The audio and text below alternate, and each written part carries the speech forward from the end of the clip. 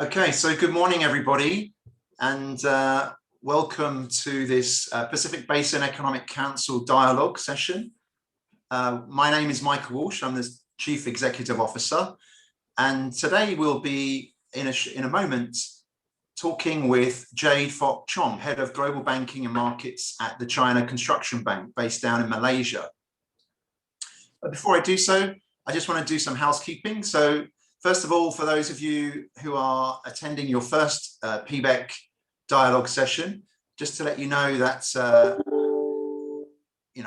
our mandate in particular is to bring governments, business leaders, and decision makers around the table, both virtually and face-to-face during COVID times, and really discussing sort of issues of the day, new innovative solutions, addressing some of the issues, especially in cross-border areas of compliance, policy, and cooperation.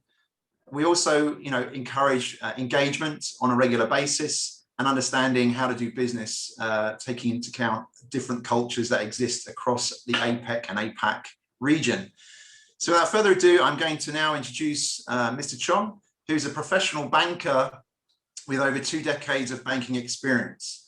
Most of it spent in the Malaysian investment banking scene, but Jade initiated his banking career with OCBC Bank back in 1994 before venturing into investment banking with Schroders in Malaysia. And he was one of the pioneered debt capital markets personnel in UOB and helped kickstart Hong Leong Investment Bank's investment banking business in 2009. So at China Construction Bank in Malaysia, he is charged with expanding the bank's presence in Malaysia, as well as to bridge the numerous mainland Chinese conglomerates' interests in the country. He hopes to share his skills and expertise with his Chinese clients in the Malaysian infrastructure, capital markets, and Sukuk sphere in expanding their business in Malaysia. So before we get into today's discussion, which is around the digital and smart matchmaking platform that CCB have introduced since last year, we're going to spend a bit of time discussing the why and how factors first.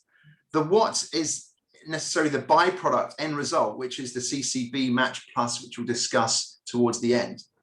But Jade now will share his thoughts in understanding the Chinese way, I guess, of how they're opening up, continuing to open up their economy and engaging internationally. We've heard the term of the dual circulation policy, and perhaps address some of the misunderstandings, perhaps, that is typically expressed in media. Therefore, it is important to understand the why, and especially the how, China policies filter down to actionable items. We just had the 14th five-year plan released by the central government of China just last month.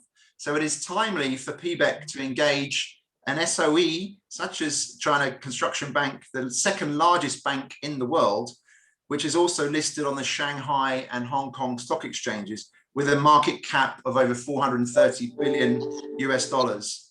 So key areas that are reflected in the 14-year five-year plan, things like achieving higher quality growth and development, opening up its economy further by attracting additional foreign investment and all-important cross-border trade, digital currency and the digital economy, as well as encouraging innovation and digitalization, improving living standards and the environment.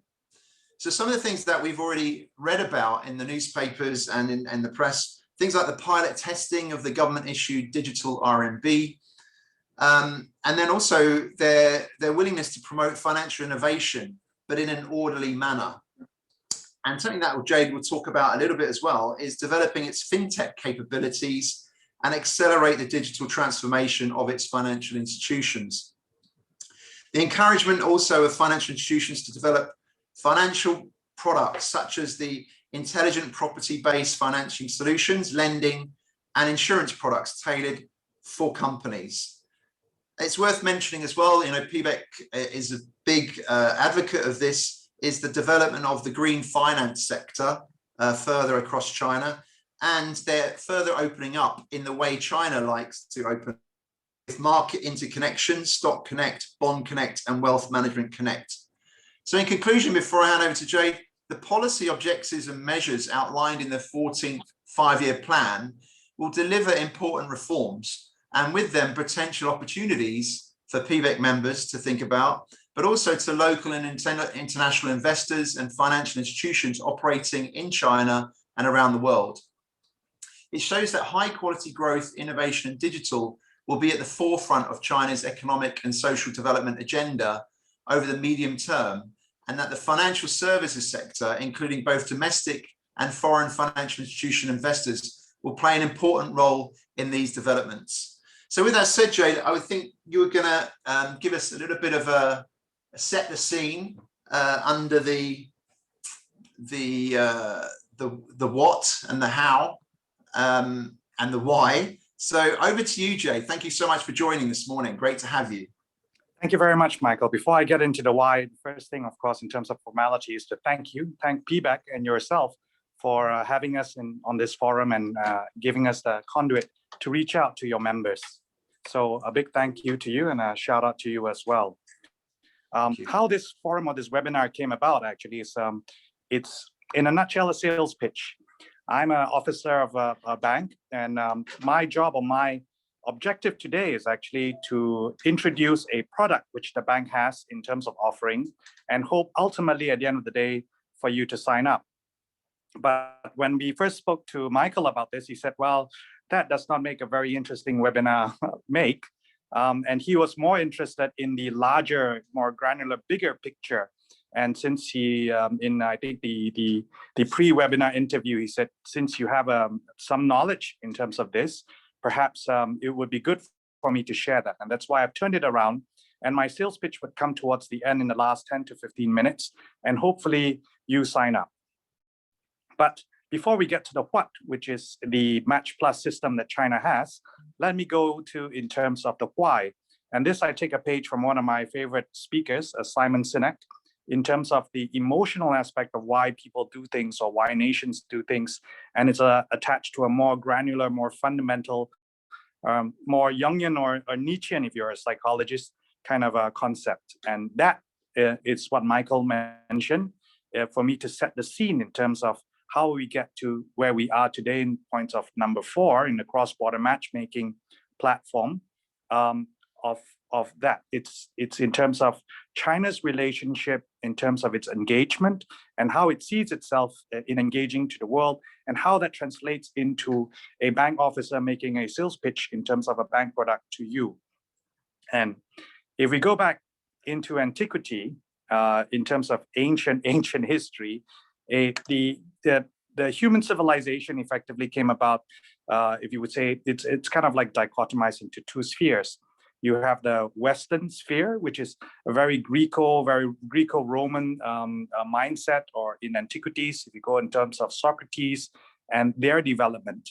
And on the Eastern side, I would do my college professor in East Asian Studies proud, still remember all his teachings. In the Eastern side, they were driven by 2 fundamental philosophies or ideologies. So going back to the West, in the West, it's very Greco-Roman. It comes from the Roman Empire in terms of the West gets a lot of its heritage from there. And the fundamental axiom of that, in terms of other speakers, would be that the West is a very expansionist type of environment in terms of how it grew. If you look at America's manifest destiny, how the West was won, it's a very move out there and go out to beyond and expand. And so Western civilization has actually permeated to all parts of the world, including where I reside in Malaysia. And my history is quite intertwined with Western civilization in terms of the Portuguese, the Dutch, and eventually the British East India Company, when they came over, and all in the name of basically to promote trade through the East India Company. Now, that's pretty much a nutshell in terms of the Western civilization, in terms of antiquities. Now let's look at the Eastern side in terms of China, for us to understand why and how that mindset in terms of that ingrained psychology comes about. In China, there are 2 fundamental philosophies in terms of ancient classical works. And that's one is the Tao Te Ching, which is the I Ching, which is in the Western text is the book of change. And that is one of the fundamental precepts or philosophies in China, which is a Taoism, which is that the world is ever changing and ever evolving. And it's part of the process of understanding and managing that change. Within that context, the other counterpose in terms of Chinese civilization on immanent thought is actually Confucianism, which is Confucian ideals and Confucian virtues in terms of proper right order and harmony.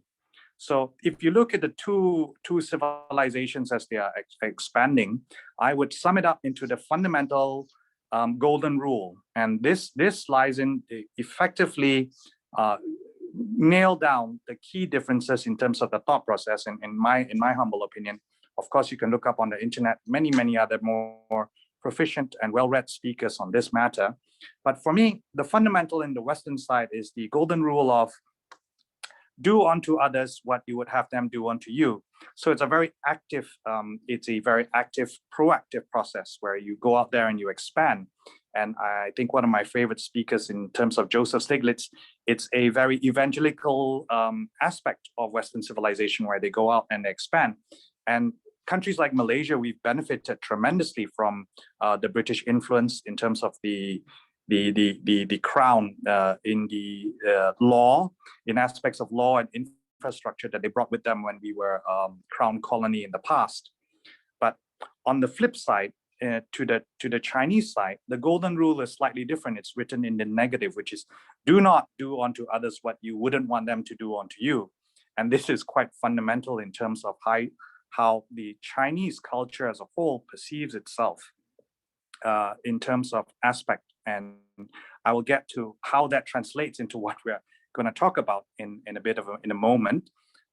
So the Chinese are very insular in the past. If you look at historical, it's always viewed itself as the Middle Kingdom. So the Chinese character in the middle is actually Zhongguo, which is Middle Kingdom, and they've always viewed themselves as the center of the world. So their governance in terms of their history and their culture is one of, from my ex-professor of East Asian Studies, would be the mandate of heaven. So for their for their governance, or the mandate in which their government governs them, is to the well-being of their people. And so it's relatively insular. Whereas in the West, it's slightly different. It's rather more expansionist. So those are the two key points which I will leave it at that in terms of the policy and the mindset. Now, moving fast forward to today, it's a slightly different world. There's not much more frontiers where you can expand. So in terms of the expansionist theory, you're just going to hit a border. But for the Chinese, they're coming of age again. And it's a decade in which Chinese prominence will froth or come up.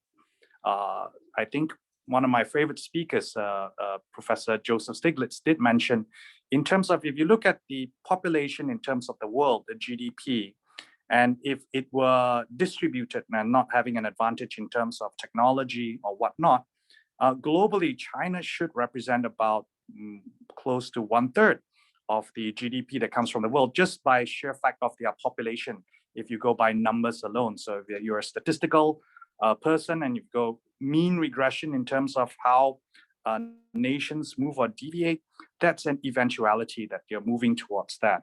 It is a bit of an anomaly in the past, and I can go on. I think I've spoken to Michael extensively about this in terms of civilizations and how they got to the point where they got to in terms of America and in terms of China and where it is now.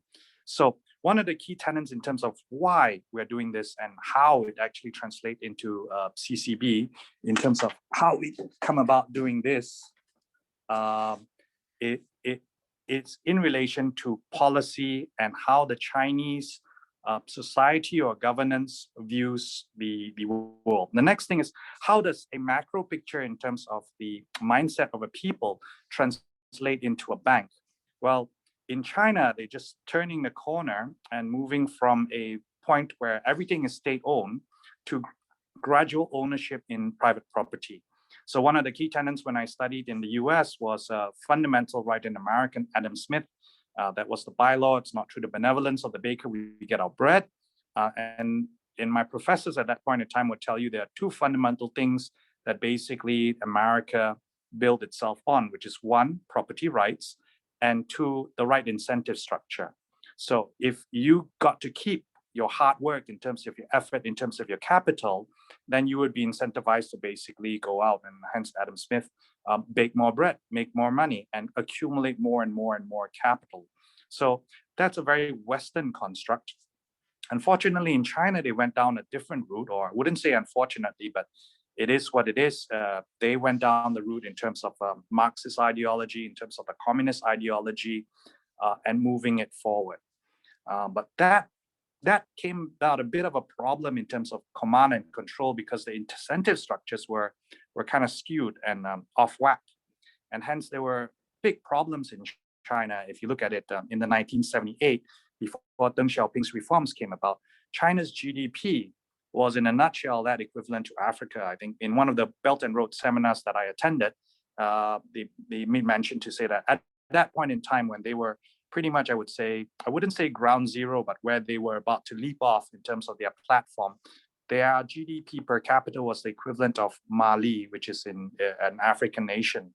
And for the world's most populous country, that was an issue.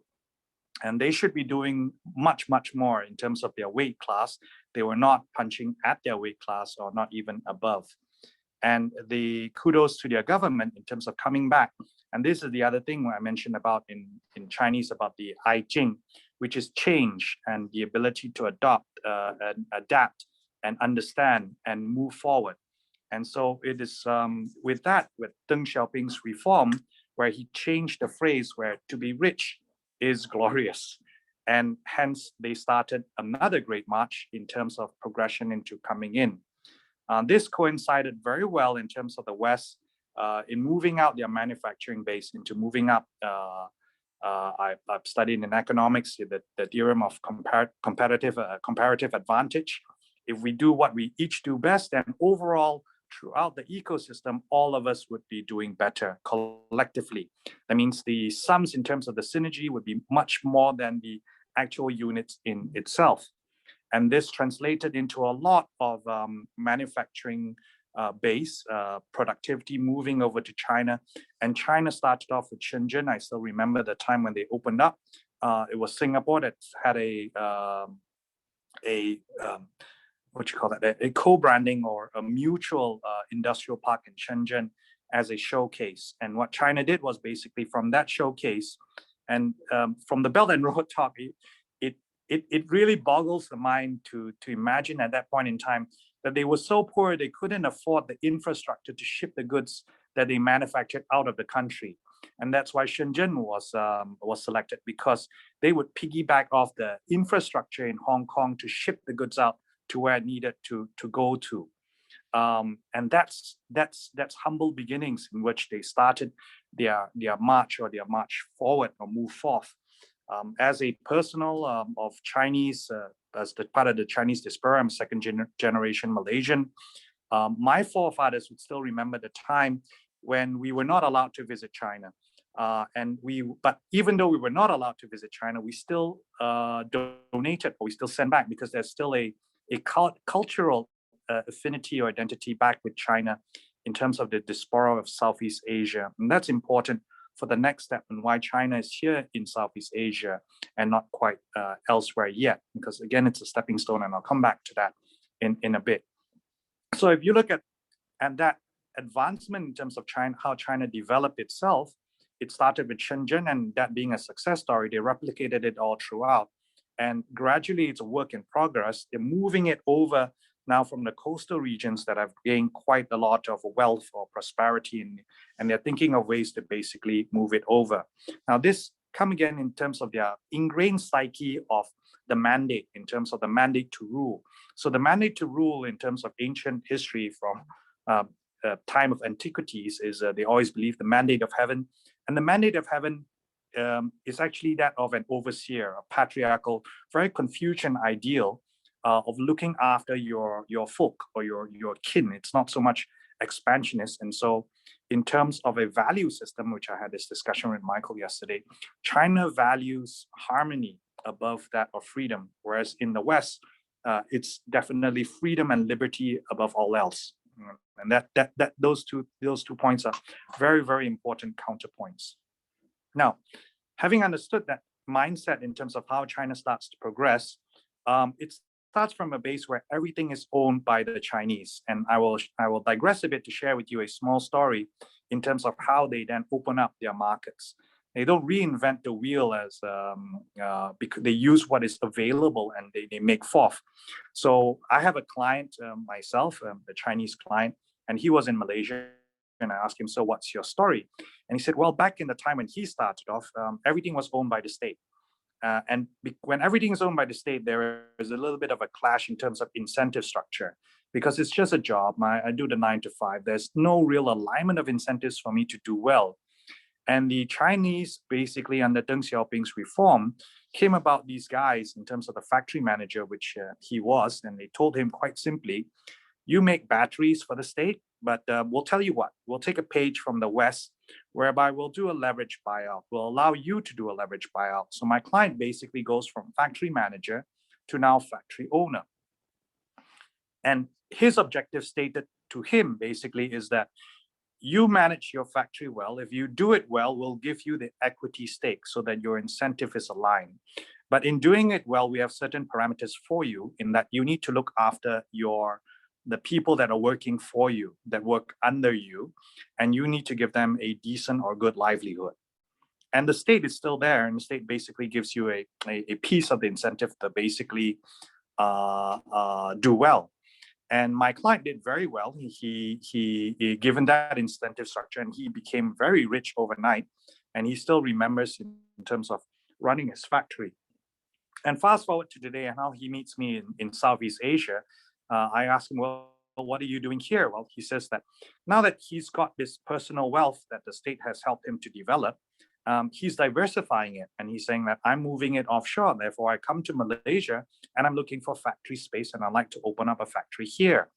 And then I ask him, why is that? And he narrates the story to me. He tells me that China is still pretty much a work in progress because it's a very large base template. And generally, I love this other thing from the professor. He says China gets where it gets, not by crossing the ocean in rapid pace or runs across. It crosses the river by feeling the stones. I mean, stone by stone, because it's a big undertaking. It's the great work, and you don't want to get it wrong, and it could be disastrous. I mean, case in point, Stiglitz did counterpose or juxtapose Russia. When Russia moved out of communism into a capitalist state, all kinds of things went awry there, and it was not a pretty picture after that. Whereas China is a little bit more measured. They're saying that yes, we understand the market ideals in terms of opening up. We understand the need for that.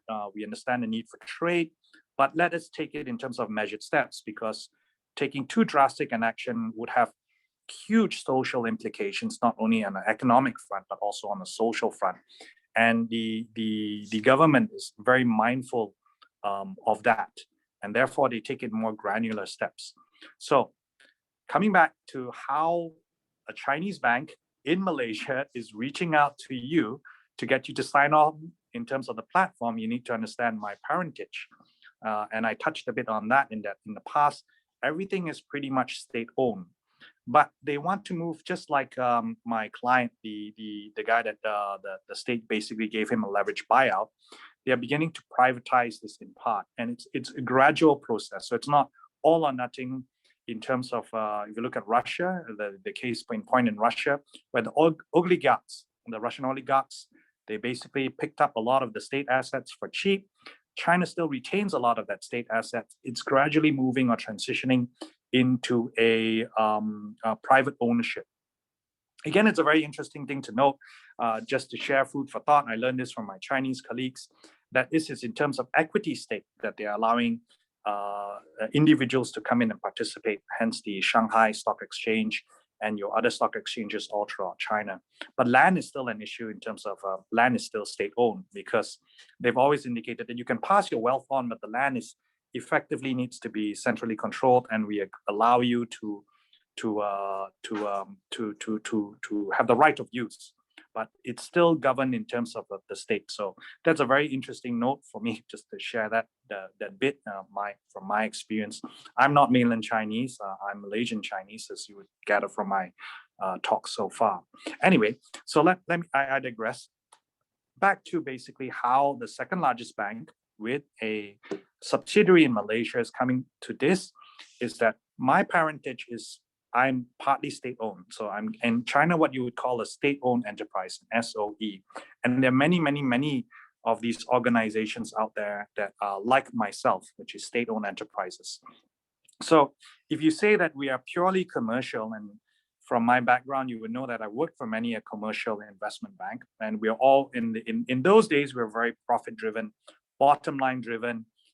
All the motor run affiliates, or basically in terms of valuation, it's a return on equity, return on investment. What can I get for my bang of buck? And a lot of the other things, we leave it to the politicians, for better or for worse. It's separate. But in the Chinese bank, which I'm under employment now, it's a slightly different concept, because the stakeholders are different. The stakeholders, the shareholder being the state as well as private parties. We are driven in terms of the alignment of thinking, of harmony in terms of what we want to achieve. And the state basically transmutes that onwards into our action. So the why is very clear in terms of China. What do they want? It's effectively harmony, it's trade, and how do they get that? And how do they actually achieve that? It's actually through the agents, which is the state-owned enterprises, not only the government bureaucracies and things like that, to execute in terms of that mandate, in terms of that idea. Now, one of the key things that I did some research on in terms of what do they want and why do they do it? They do it because that's the way in terms of the evolution of thinking of if you are a resource scarce nation and you require resources, how do you actually get hold of those resources? And how do you go about doing it? And if you look at human history in the past, you could go the Spanish way in terms of the conquistadors. You go to South America and you just basically take it. But there's a large human cost to that, and there's a very large, there are two things. One, it's not really right in terms of the moral perspective, but I won't go down there. The second thing is in terms of balance of trade. If you just take on one hand and you don't give, and there's no ecosystem. And in today's lingo, that would mean that it's not quite sustainable. So the Spanish system is out. And then if you look at the next one, which is mercantilism, which I studied again, and that's the British model, where you have the East India Company coming out and pushing forth and promoting and pushing trade. So ultimately, if you're not going to take it via conquest, then the next best thing is to basically trade for it.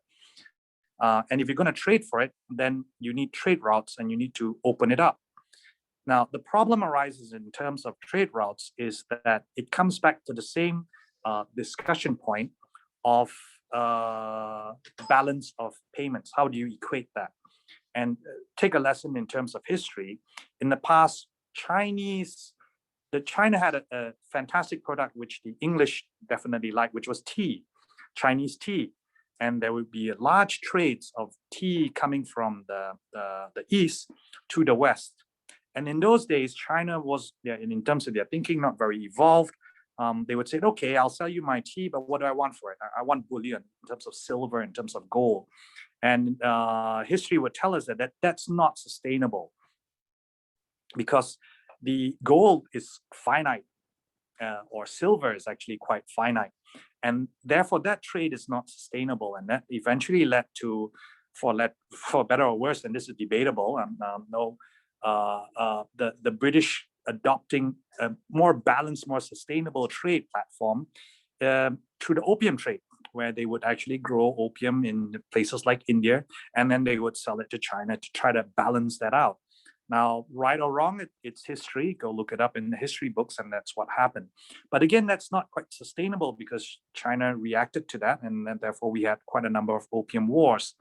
So fast forward to today, if trade is the route by which we take, and we would like to promote trade, the second thing about it is that for me to trade, you must have something that I want. And this is I took a course in my university in terms of public study, and the US were doing that as well in terms of global trade. They would get resources from Africa, but they weren't really selling anything back to Africa, and therefore that balance came in the form of aid. You had African aid when I was a youngster in university studying, and to the Chinese, that's also not quite a sustainable model whereby I take stuff from you and then I give it to you. Then you have this whole discussion in terms of fiat money and stuff, not quite sustainable. So how do we, the Chinese organization, fit into that? It's basically trade and commerce. For me to buy things from you, you should be able to have the stuff to sell things to me. And China's learning this in terms of it taking it from its development as a manufacturing hub for the West. So America did them a big solid by basically moving the manufacturing over to China, and they sell manufactured goods to America, and they basically use that to lift off a large chunk of their population out of poverty. And so that's a big plus. And China basically views that, and if you go online, you could probably see some school of thought on that in terms of what professors talk about, of how that actually is expanding and moving towards, and why a lot of the developing nations look to China in terms of leadership, because they want to learn or take from the Chinese model. The second thing about the Chinese model, which is quite different in terms of the Western model, is that initial thing which I said, which is China does not do, they do not do unto others what they don't want people to do unto them. So they are a very pragmatic bunch. They don't go all out, and they're not too preachy, and effectively it's just a sums, which is I sell you stuff. Now, if you don't have the infrastructure to be able to buy stuff, then that's what the Belt and Road comes in. Let me help you build that infrastructure up. Let me lift up your population to a level whereby you have the then means to purchase stuff from me, and then we'll have a much healthier trade relationship in that respect, right? Now, the Belt and Road has many critics, and many people have said, debt trap diplomacy and things like that. And I would go down to another food thought in terms of another eminent professor, which I follow quite closely, Professor Yu Kuan Huang, and he highlighted to say that if you look at when America moves its manufacturing because of the comparative advantage theory in economics, it was a good. Overall, the pie grew. The pie grew in China and the pie grew in America. The key issue that Professor Huang highlighted was that the wealth that was created was not evenly distributed within those systems, and that means in America. In China, because it's a more communal kind of thing, where everybody, the wealth that comes into the nation was not caught up by the 1%, because of the way the government was structured, and because of the way they've organized themselves, it was spread out to a much larger base, and hence you have this middle income that has come up in China that's very prominent today, and that leads to the next thing which Michael highlighted, which was the dual circulation thing. Whereas in America, the 1% got effectively richer, and the ones that suffered the most was the manufacturing jobs in terms of the Rust Belt in the Detroits and things like that were hollowed out because they couldn't compete with China and their jobs went overseas. Now, they should have been retrained or retooled, and in classical economic theory, that would be the market would take care of it. Well, unfortunately, in terms of classical economic theory, the market didn't quite take care of it, and therefore we have this thing that melds from economics into politics, and that explains in some part what we are seeing in the world today. Now, moving back in terms of trade and the Belt and Road, and that's why the second largest Chinese bank, the second largest bank in the world, is here in Malaysia, extending and reaching out and promoting trade. And one of the key core tenets in terms of trade is actually now the how. As a state-owned enterprise, how do we take that mandate that's given, by the powers that be, by our stakeholders, and implementing that? So the key thing is that they would like to drive trade. Any mechanism by which they want to promote trade And they learned this in the past from a command. I can't just tell you to do it. I need you to be inventive. I need you to be able to have that ability to innovate and create, but according to my direction. And that's why we're here, CCB here in Malaysia, to promote that. So Michael just put up the slide in terms of what Malaysia and China mean to each other. And if you look at it, it's quite a lot. Malaysia is the top, China is the top trading partner of Malaysia. So that policy in terms of what I spoke about in terms of trade is being translated here into Malaysia. In terms of the infrastructure, the ECRL, which is the East Coast Rail Link, that had a big thing in terms of Malaysia. And I could go down and talk about that, but I won't digress. It's basically to build that infrastructure for us to be able to interface back with China to promote trade so that it's a two-way thing. Now, the second thing to note is actually Malaysia benefits because we are a net exporter, so that we carry actually a positive balance of payment. We owe China more than, China owes us more than we owe China. That means we export more goods to China than we import. And so there needs to be a rebalancing for this to be a healthy relationship. And hence the bank comes in, and the bank basically has to promote this mindset. Now, if Mike, if you could put onto the page in terms of the 3 core tenets of the bank, would really appreciate that. Yes. So how is this thought process or this ideology moved on down in terms of our thinking, in terms of how to the what we're actually doing? It comes about from the bank's core 3 tenets. Now, I mentioned to you that my bank has a stakeholder in the state-owned enterprise. And one of the key fundamental things, which I think my boss imparted upon me, that I needed to retweak my Western training or mindset was, we're not completely profit-orientated. That doesn't mean that profits are not important, that we don't make a buck. We still do. But there are larger implications and broader KPI implications in terms of our mandate. My boss clearly put me in place by saying CCB makes 1 billion renminbi a day. 1 billion renminbi a day. How much contribution can I potentially make, even if I was a hotshot banker in Malaysia, making big bucks in terms of my track record? It would be a drop in the ocean. Okay, and that takes care of itself because of the sheer size and economies of scale that the bank has. But what then the bank says that what we should then put a piece of our talent, part of our effort into in the 3 core tenets that has been given to us in terms of the ideology that's translated down. The first one is actually affordable housing. And this is a case in point where the Chinese have always rooted themselves, being an agrarian society, onto land, into stability. And for stability, for them, it's housing. If a population is stable in terms of they don't move too much and they've set down roots, then it is generally a more harmonious, more stable state. And the key word to that is more sustainable. What we've seen in terms of the great wealth that's been created is that property prices have gone up. And if property prices go beyond the means of the average person, you're going to have problems. Case in point, Hong Kong, where property prices are ridiculously high, where you have to stay in a shoebox, it doesn't bode well in terms of a stable, sustainable community or environment. So one of the core tenets of the bank is affordable housing. The bank pushes that quite extensively.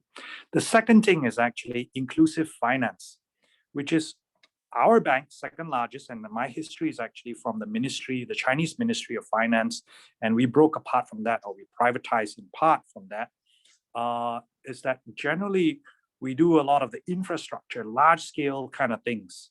But in doing the large scale kind of things, it's one of those things where the economics, the professors are saying that in the West, they said the market would take care. The bigger you grow, the better it is. It's trickle down economics, whereby if the guy is rich, then he will trickle it down, and eventually the guy at the bottom also gets a piece of the action or gets a piece of it. Well, maybe, the verdict's still out on that one. I think it's steering more towards that. It's not quite trickle down economics, and the 1% just get richer.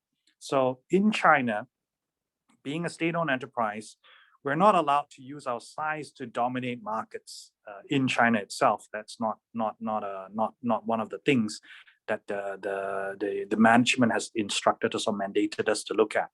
We're basically looking at inclusive finance, i.e., we're looking at how do we then bring in some of the other less fortunate or the not well banked, and how do we bring that into the ecosystem so that they can participate in this great creation of wealth in this journey of ours. It's not just primarily me wanting to make a buck. It's probably not very profitable. I mean, in Malaysia, we have that issue as well. The large banks won't even want to bank with you because they say your minimum balance is not sufficient in terms of the KYC and all that kind of stuff to maintain your account. You're marginalized, you're out. And that does not bode well if you don't have access to financial resources. And again, it's not a sustainable system. You need to basically come up with something to say that we'll take them in. And in Malaysia, we have the Bank Simpanan Nasional, which is an attempt to basically reach out to the less banked. And it's always been a challenge. In China, they acknowledge that weakness, and it's something to be worked on. And that's why it's one of the core tenets of our bank is inclusive financing, in how we bring this banking products in terms of finance and access to finance and financial resources to the masses. And that brings in point the third point in terms of the three core strategies, which is fintech, financial technology. And fintech is a wonderful thing because it's a great equalizer, where in the past, for you to have access to these things, you needed to have a bank account, you needed to have transportation, you needed to have access to a branch, you need to be near a major city, and that gives tremendous advantage for people coming into the major cities. A problem with China, I think if the Professor Huang would mention, is that their cities are too big, too many people coming in. They say we don't need any more people. But the point of the matter is that people will gravitate to where they think that their livelihood can be better. And if it means to the city, then they will go to the city. And that, in a long run, is not quite sustainable. It's not quite manageable. The issue then is how do you then bring prosperity and wealth to the fringes, to the people on the edges, to the more western parts of China, right? The coastal region is doing fantastically well. They're doing very, very well. It's tremendous creation of wealth. It's part of the interior. And how do you bring up the levels of prosperity in terms of shared prosperity to those areas? And it's through technology. And they basically took a page from that. And that's why that's these three core tenets in terms of the bank's philosophy, in terms of how we bring that to the masses. So now we're into the question of how this is done. And this is the three things, basically is an ideological one, manifests itself in terms of the operational tactical aspects in how we do it. Now, we're not here, the bank's not here to reinvent the wheel and to say that I'm terribly inventive and I'm going to start something. No. So we look at what's available again. It's innovation, and it's innovation with application towards the target goal. And that's where Match Plus comes in. So what's Match Plus? Match Plus, in a nutshell, it's like Alibaba, but on a private platform. So this is one of the things that China observed and noted when they allowed Jack Ma, when he proliferated on the internet, in terms of a platform. And the platform, very, very different in terms of Amazon. So if you're not quite clear what's the key difference between Amazon and Alibaba, they're not quite the same, they're slightly different. In terms of Alibaba, he owns the platform. So I'll give you an example in terms of the Western concept. Alibaba is like a mall whereby individual shops can come into the mall and they can then put their wares into the mall and sell their malls. And people come to the mall because they know that there are many, many shops that are available there. So Alibaba does not procure the products. It may go through or run through in terms of the KYC, in terms of the people coming on board, but then again, that's a separate matter. If you ever bought anything on Alibaba when it first started, you get a lot of knockoffs, and hence the criticism in terms of intellectual property and things like that. But Alibaba is not responsible for that because, or not completely responsible for that, because its mindset is like a mall. So you come in and you open up your stalls. We don't own or we don't procure. And because of the mall's location, people will come to the mall, and if they see your product, they'll buy it, and you can become very rich. I think Jack Ma told a story once whereby he was eating in a Chinese restaurant. The guy came up to him, bought him and paid for his meal, completely paid for his meal. And Jack Ma looked up and said, "What's up? What gives?" He says, "You may not know me, but your platform has made me a millionaire. And therefore, I would like to thank you by paying for this meal." So that's Alibaba in terms of the platform. Today, it's morphed and it's progressed. And it was recently in the news in terms of the fine and things like that. It had a little bit of a problem there. But when it started, it was actually a platform. Now, let's juxtapose this with Amazon. Amazon's very different.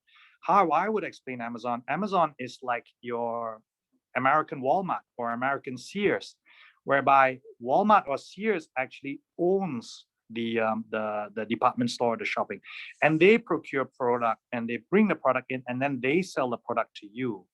So Walmart and Sears make a lot of money doing that, and that's the Amazon model, where everything is under the brand name of Amazon. It's just like no different from Walmart or Sears. You can buy something from Amazon, which is no different from you buying it from Walmart or Sears, but Alibaba is slightly different. Now, how does that translate into CCB's Match Plus?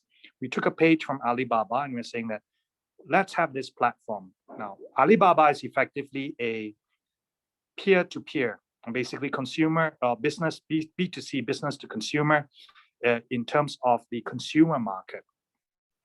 Very little vetting through. CCB Match Plus is slightly different. We are much smaller. It's much harder for us to scale because we don't take any Tom, Dick, and Harry coming in. We effectively take in our clients in China that we have a banking relationship with, that are our clients, and they were saying that we're okay. And therefore, we invite them to come on board this platform and put up their wares. And this thing is actually put up their wares or their match or their requirements. It comes into two parts. It can be a requirement to sell or a requirement to buy. It's effectively a trade platform. And trade, like I mentioned previously, for the best benefits, it's a two-way thing, buying and selling. So CCB Match Plus is a platform that is owned by the bank, and the bank has set it up, and it's invited its clients to come on board in China to buy or sell product and procure said products. In Malaysia, they're reaching out or they're extending. It's part of my discussion earlier in terms of what China wants, is to proliferate trade and to push it out. And I know Mike wanted me to touch a bit in terms of the dual circulation thing and what's this thing that they talked about. So the dual circulation thing that recently came about was actually when China first started, when it was industrializing, the bulk of its GDP or bulk of its economy was actually export driven. I think the numbers were 62% was actually export dependent. It was dependent on other markets to basically bring in the wealth back to China. Today, it's a very different system altogether. Today, the number has diminished because the cost of doing business in China in terms of manufacturing is no longer competitive from a cost point. Today, China's dependence externally is only about 30%. And this is on a manufacturing standpoint. Need to be mindful of time. We have a bit more time as we can talk. Effectively, it's changing that mindset. So it's now dependent more on the domestic economy or the domestic circulation to basically move forward.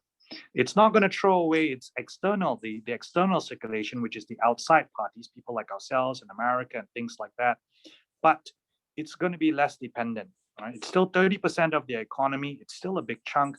They still require a lot of resources because in terms of resources, they are not particularly resource rich. They are dependent on places like Australia and Africa and even Malaysia for part of their resources. And if they're going to take resources back, then there's going to be a healthy balance of trade or balance of payment in terms of buying Chinese product. Okay, and this cuts both ways.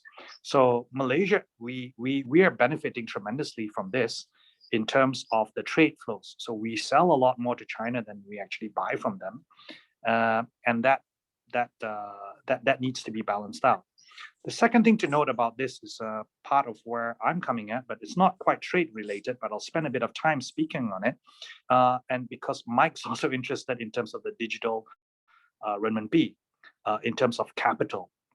So if you follow, I think, some of the more prominent speakers on the internet that follow China, I think Professor Huang mentioned is that it's not a trade-related issue anymore. It's a capital issue in terms of capital. And this one I can speak from personal experience in terms of my experience in capital markets in Malaysia. In Malaysia, we've developed quite a deep capital markets. We can go up to 20 to 25 years in terms of the yield curve to get a good yield curve. And this is kind of assisted or aided us in terms of our insurance and our, pension fund business to be able to match that for long-term returns vis-a-vis long-term liabilities and the obligation to pay returns to its members in terms of insurance.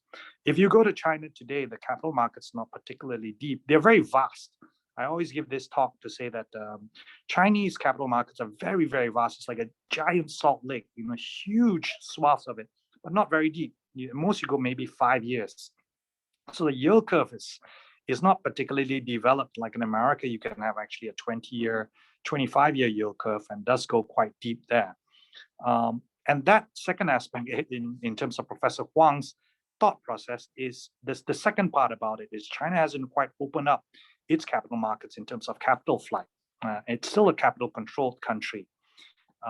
And taking money for Chinese enterprises to invest outside requires the state's approval. It goes through a lot of scrutiny. And as a Chinese bank, we're very mindful of that. So there are two aspects of it. In terms of Match Plus, in terms of trade, no issue. Pay whatever you need to pay, get whatever goods you need to get, and those things can be easily settled. In terms of capital flight, that's a different matter because it's capital, and they don't want capital to go overseas. I believe it was, I can't remember whether it was Stiglitz or Martin Jacks that mentioned a case in point when Russia opened up.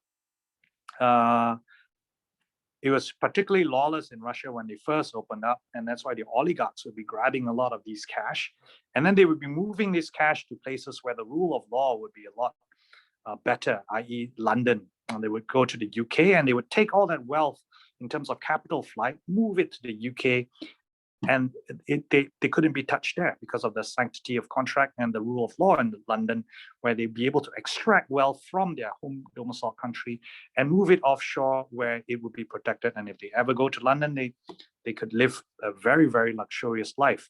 So the Chinese take a page of that and they're mindful of that. And therefore, capital flight is something that's still a work in progress.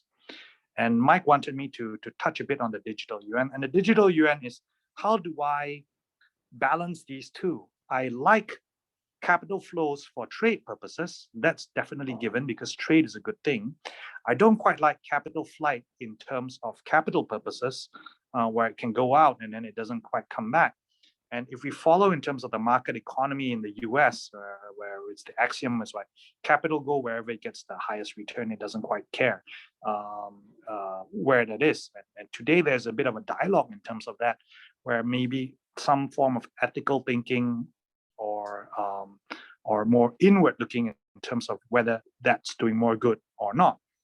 But from the strict Western mindset from when I was studying economics, it's pretty much the capitalistic nature. It's basically grab all that you can, and the rest of it is, if you want, you give it away. Like Bill Gates, he's giving it away, but he's going to make it first, so he's going to control and take it all up, and he's going to give it away at his calling.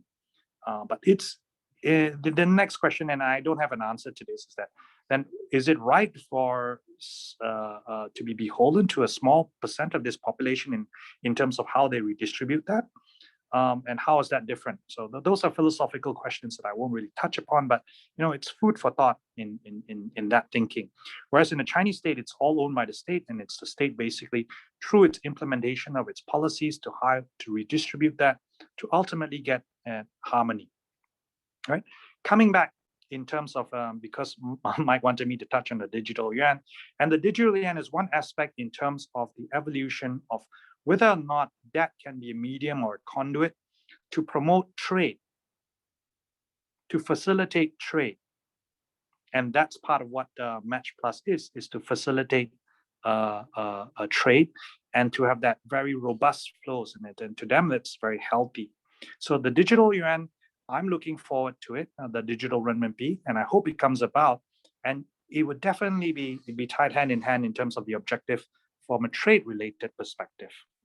So Match Plus effectively is a mechanism by which the state-owned enterprise ourselves hoping to promote or foster trade. Now, ultimately, there's a little bit of grain of Adam Smith in it. What does the bank get out of it?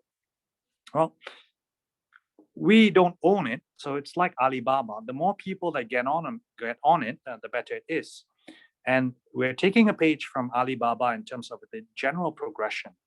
If, let's say, yourself, and I hope you do sign up, and you sign up for Match Plus, you can put your request. And one of the key things I think last year, which Mike, when he first touched on it, he said that, this thing is only done for medical devices. No.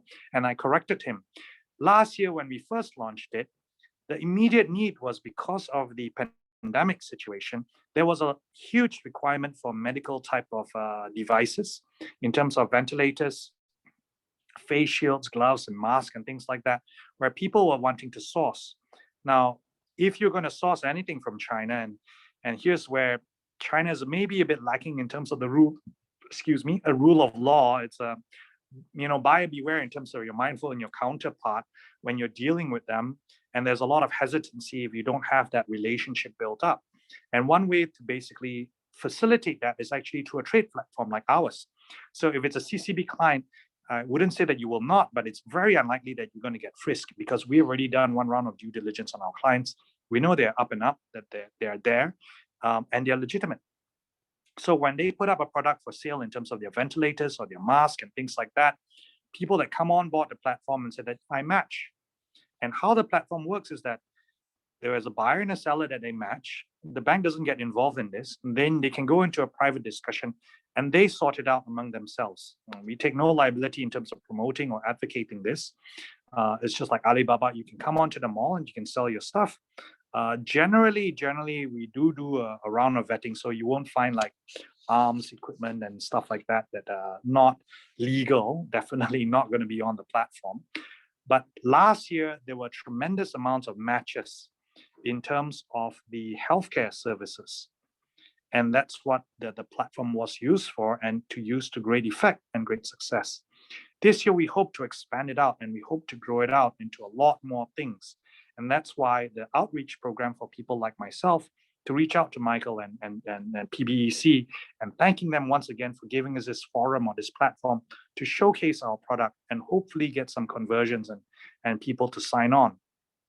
Okay, so ultimately, what does the bank get out of this? A lot of them are actually our clients. And a lot of these clients, if a deal or match does happen, there's going to be money that changes hands. And money means settlements and payments and things like that. And that's where the bank comes in. And that's where I would have to say that's where my conflict of interest comes in about. We hope that, and it's not critical, but we hope that our clients that appreciate that the platform matched, and if they do punch the trade through, they would use us in terms of the settlements, and then we make a little bit of money to maintain or run the platform. So that, in a nutshell, is the Match Plus, and it's a work in progress. So you can actually go on board. I think Mike will have it up, and the materials will be there, and you can go through and read through the materials in terms of the Match Plus. I hope you do come on board, check it out, and if you would, and there will be a big plus or boon to us, would be sign on. We're more than happy to take you on. This number is a little bit dated. I think this one was done last year. We've got, I think, a few 100,000 now. What's the number? Yeah, and it's growing, right? So it just started last year. Like I mentioned to you, the key people that took it up were actually in the healthcare when they were buying the medical gloves and stuff like that, and they took it upon themselves to actually do that. And this year we're actually broadening it up. We're opening it up much more, and we hope that you come in and you participate. And in a nutshell, in terms of the emotional string point and why you would do this, and in not only in helping me out, but helping us out in terms of bringing the world slightly closer together. So in closing, I would like to basically sum up the keywords that's written in next in Miles' portrait in Tiananmen Square. There's a gate, And it's written in very bold letters, and forgive me if my pronunciation is slightly wrong. It's actually 世界人民大团结万岁, which means solidarity and unity. In terms of the translation of it is 团结, in terms of unity. And the unity achieved through trade, not through colonization, not through imperialism and some of the other stuff, but through trade. And this platform is a means by which we hope to move towards that achievement. And Mike has put it up in terms of the easy step towards a better world, a very Disney-esque world. And one of my favorite rides in Disneyland, it's a small, small world. It is a small world, and I hope it gets smaller, and we facilitate and promote trade a lot more. And I think in these core values, we do share with PBEC. If you do go to their website, what are they about? They're there to facilitate trade, cross-border. This is all in line within that line. So 8 easy steps in terms of the user registration. I think we leave some of our contact details if you'd like to know more. In terms of the product itself, wherever there, we're there to be of service. So with that, I would say thank you very much. Back to Mike. That's exactly 1 hour. I think he has a little bit of time in terms if you want to pick my brain a little bit more, we can go into a Q&A, and I'll let Mike moderate. Thank you, Jade. That's really wonderful, insightful webinar so far. And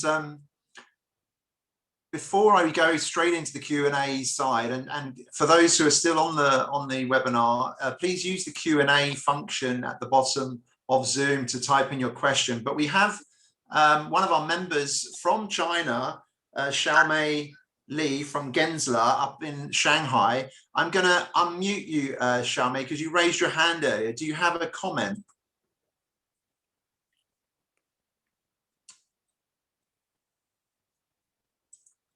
Are you able to unmute yourself? I've made you a panelist. I'm sorry, Michael. No question. I'm just listening. So, do you have any comment? Not at this moment. I think this is a great program. Trying to learn more. I didn't have the question at this moment. Thank you, Michael.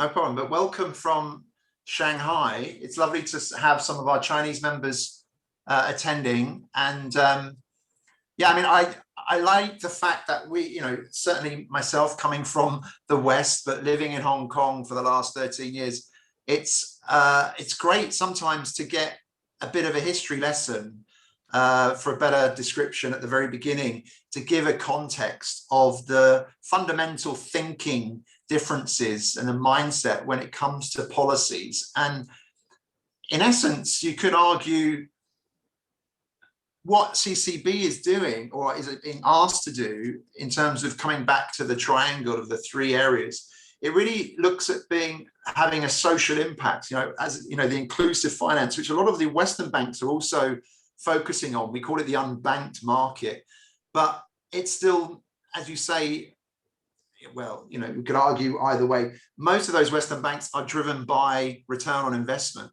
and still maybe they're not quite providing the right product for the true inclusiveness of finance when it comes to our previous talk with the UN environmental policy finance initiative. They were very much of the opinion that there's still a lot of work to be done in inclusive banking for SMEs and SMMEs.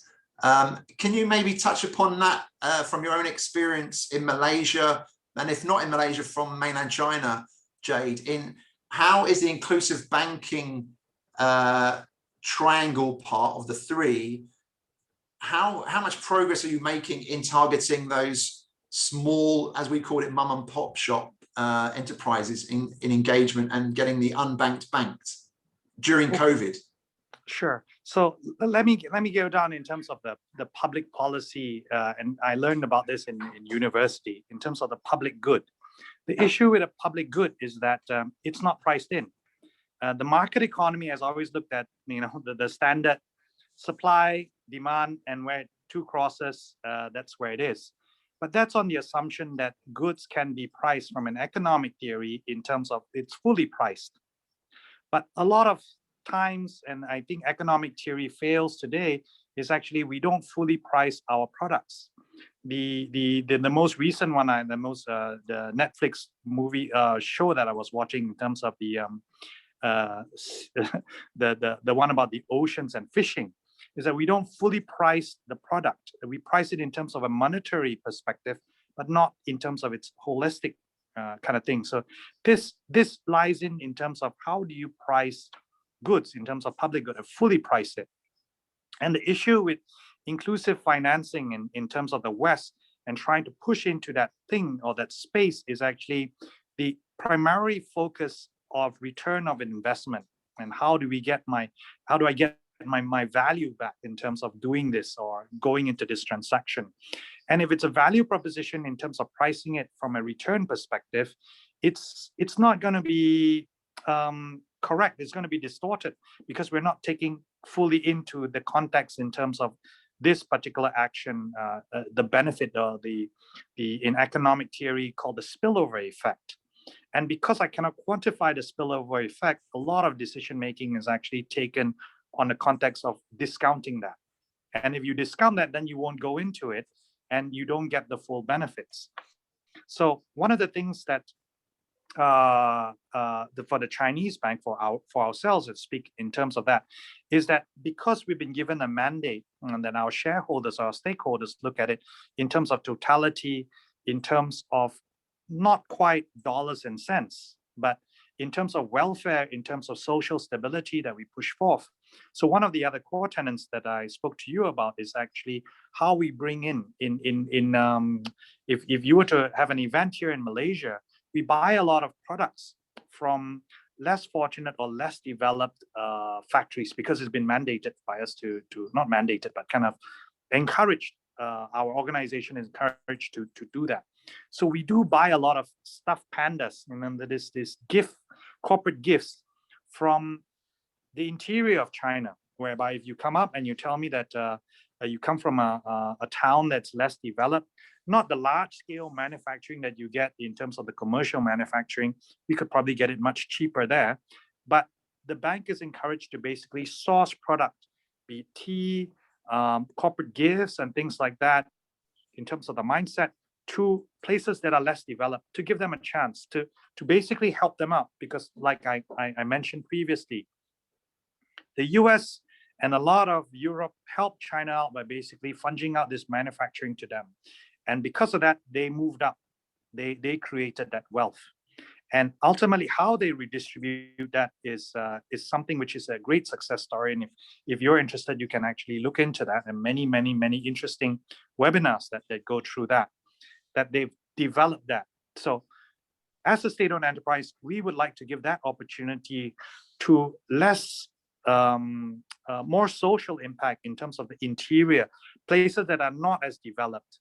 And if I were to basically say that, we'll take the lowest dollar or the lowest cost guide and we'll take that, that's not part of it, because the lowest cost guide does not take into account a lot of these other things. Now, it's a bit nefarious because it can cut both ways. And as a classically trained economist, if you can't put it in math and you can't put it down in writing in terms of a system or formula, then does it mean that it doesn't work?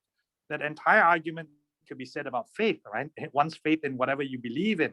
How do you measure faith? You can't measure faith in dollars and cents. It's just one of those things.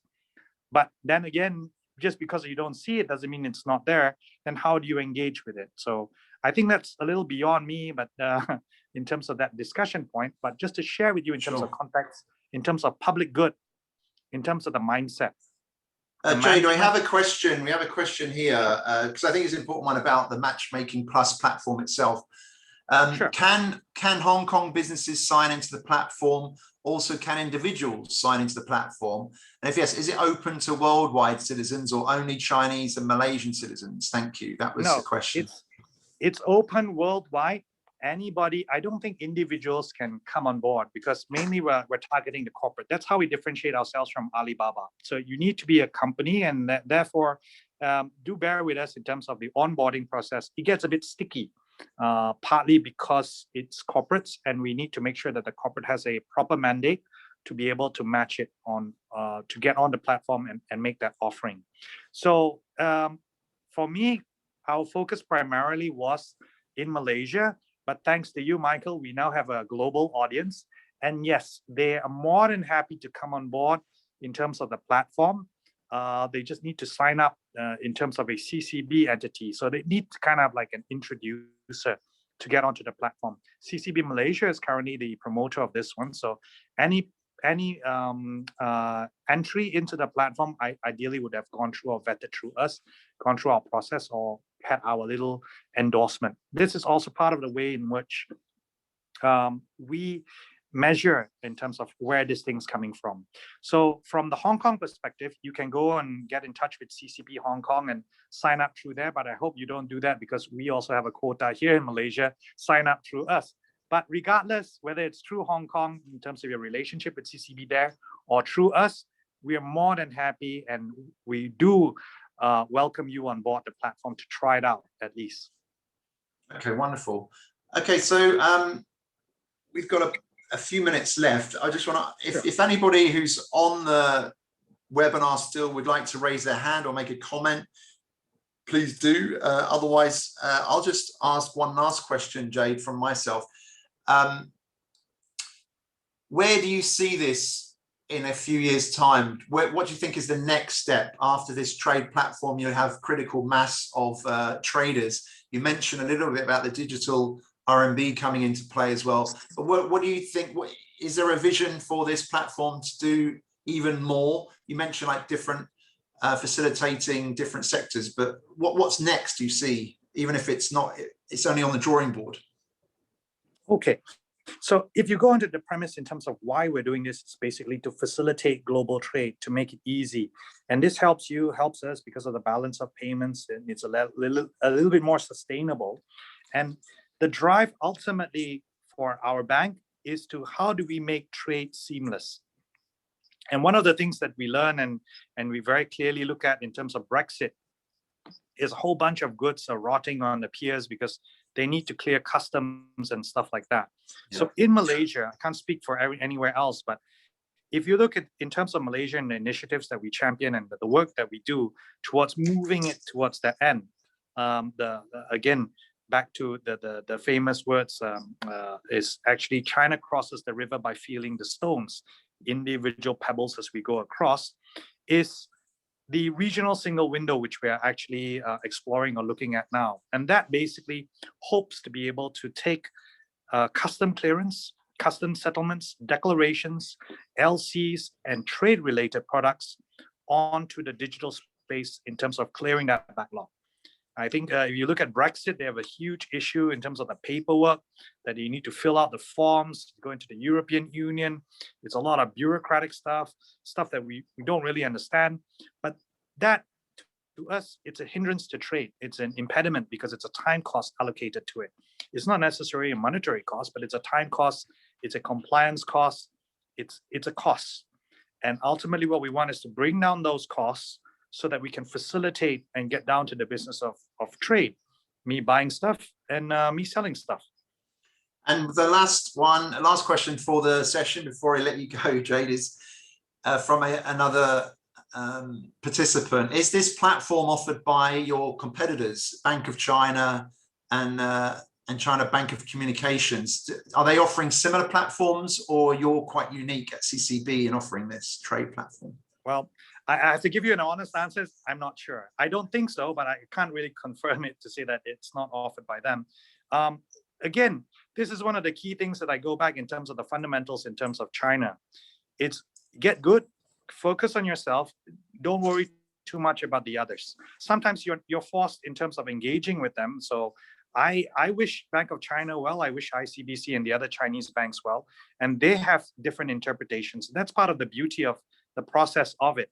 Each of us have our own interpretations in terms of how we manifest that instruction given to us in terms of that ideals and the vision and achieving that. So for our bank, I can speak for my bank. I can't speak for the other banks. This is what we're focused on. And if we bring value to that, then we hope that you would be part of that partner, that you would come in on board with us. So very similar vein in terms of the Chinese mindset. Like I said, it's a very centric one, like Middle Kingdom. It's focused on us. Let's get good. Let's sort out our own mess. We don't want to go around and and talk about others or criticize or whatnot, that's just considered rude. Let's just focus on ourselves. And if I give a quality product that you feel that it adds value and you get a benefit out of it, then why not? Yeah. And same thing to be said, if Bank of China has a equivalent quality product and they're better off with it, then I would encourage you to go there, and I would be there signing up too, to learn and to basically understand it so that I can improve myself to give you that best shot in terms of that quality product. Well, with that, Jade, thank you so much. I'm just out of personal experience, I did change my business banking, not for PBEC, but for some of my other interests, to Chinese banks. And I have to say, I'm very pleased that I did that. I still keep Western bank relationships, but I've found the Chinese banks to be extremely helpful and very efficient. So that was just from a personal point of view.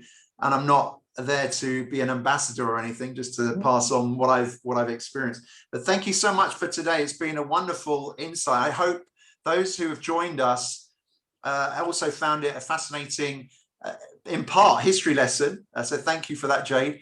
But it's been really great in terms of understanding the what, the how, and that is so important in today's what we call uncertain environment as we go through this COVID recovery. China is such an important market to be trading with, to do business with, and sometimes the optics skews what business is all about. And that's why PBEC, being a non-government organization, is so pleased to bring everybody's perspectives around the dialogue table, so people have a much better understanding and can make an informed decision on how they want to move forward and not necessarily just read the newspapers. So thank you once again, Jade, and everybody at China Construction Bank. We wish you all the best with the Match Plus, and we'll leave it there. So thank you once again for everyone joining us, and have a great day.